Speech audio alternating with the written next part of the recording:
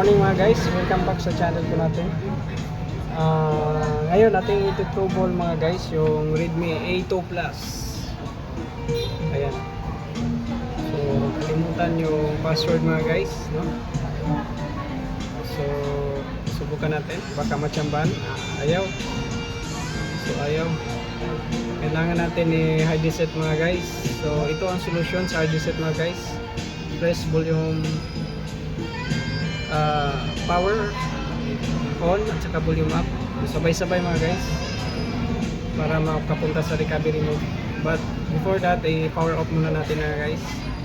Kung may FRP ito, iba na din yung solution sa mga pattern or mga pin code lang itong solution mga guys. Ayan na, let's go mga guys. Paano? Ayan, power volume up, long press. Pag mag power na siya mga guys, bitawan yung power, still yung volume up. Ayan, medyo may vibrate na siya. Dapat makapunta sa parang logo. Yan mga guys.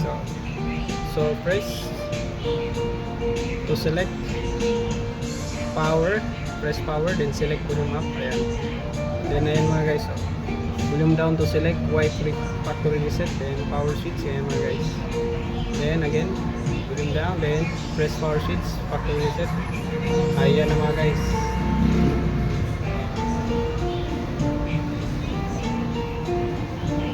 Antayin na natin. Reboot mga guys.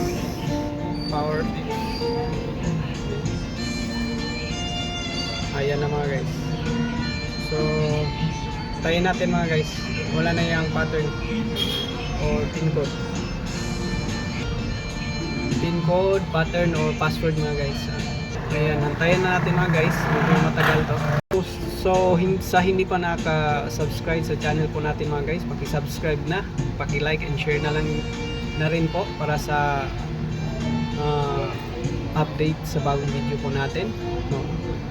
Paki-click up din po yung bell button para sa latest update sa mga video po natin mga guys. Salamat po and God bless sa ating lahat po. Yan mga guys, so wala nang password, so welcome na. So yan mga guys, salamat sa panonood at sa ulitin. God bless po sa ating lahat.